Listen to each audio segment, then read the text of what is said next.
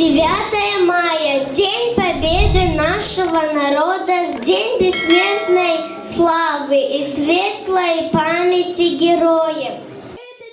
хонандагони синфҳои болоии муассисаи таҳсилоти умумии ғайридавлатии Паймон ба муносибати Иди ғалаба чорабинии идона ташкил намуданд. хонандагон дар баромади худ аз лаҳзаҳои душвори замони ҷанги бузурги ватанӣ ёдовар шуда, дар васфи қаҳрамонони ҷанг бо забонҳои тоҷикиву русӣ шеърҳо қироат намуданд. баромади хонандагон бозгӯи ғалабаи халқи тоҷик бар зидди Германияи фашистӣ буд, ки барои ба даст овардани он чӣ қадар қаҳрамонони тоҷик ҷони худро аз даст доданд.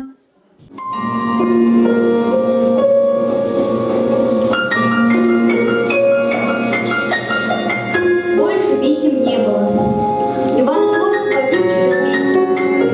Деревенский почтальон постучал в дверь. Матрёна Максимовна, стоявшая у плиты. дар бахши дигари чорабинӣ гурӯҳе аз хонандагон расмҳои ҷолиберо аз лаҳзаҳои ҷанги бузурги ватанӣ ба даст гирифта, ҳар яке дар саҳна оиди расми худ маълумоти пурра доданд. баргузории чорабиниҳои гуногун ба муносибати Иди ғалаба дар ҳамаи муассисаҳои таълимии шаҳр ба ҳукми анъана даромадааст. ҳадаф маълумотнок намудани хонандагон аз таърихи мардуми халқи тоҷик маҳсуб меёбад. Шарипов Аркаш Костович родился 14 февраля 1913 года. Младший лейтенант, герой Советского Союза, воевал в составе 387-го артиллерийского полка.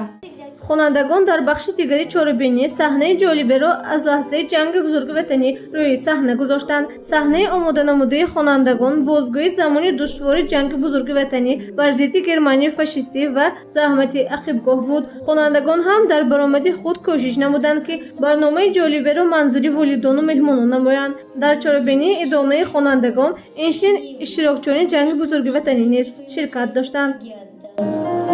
Увидеть, отец с войны пришел, очень пораненный. А мы знаем, и ты к нам придешь. Как на речку ходили купаться. Посылаю вам немного денежек. имсол барои ба даст овардани ғалабаи бузург бар зидди Германияи фашистӣ 76 сол пур шуд. баргузории чорабиниҳои гуногун бо хонандагони муассисаҳои таълимӣ ба хотири гиромидошти иштирокчиёни ҷанги бузурги ватанӣ рӯи даст гирифта мешавад. барои ҳимояи марзу бум ва хоки кишвари Иттиҳоди Шӯравӣ беш аз 300 000 нафар шаҳрвандони кишвари тоҷик саҳм гузоштанд, ки дар майдони ҷангу муборизаҳо беш аз 90 000 нафар ҳалок ва беному нишон гардиданд. ҳоло дар вилояти Суғд 30 нафар иштирокчиёни ҷанги бузурги ватанӣ ва 191 нафар заҳматкашони ақибгоҳ умр ба сар мебаранд, ки онҳо сари сабади чорабиниҳои идона дар арафаи таҷдиди Иди ғалаба мебошад. гузориши меҳрангези Абдуаҳад Наимҷон Аюбов барои барномаи иттилоотӣ Хабар.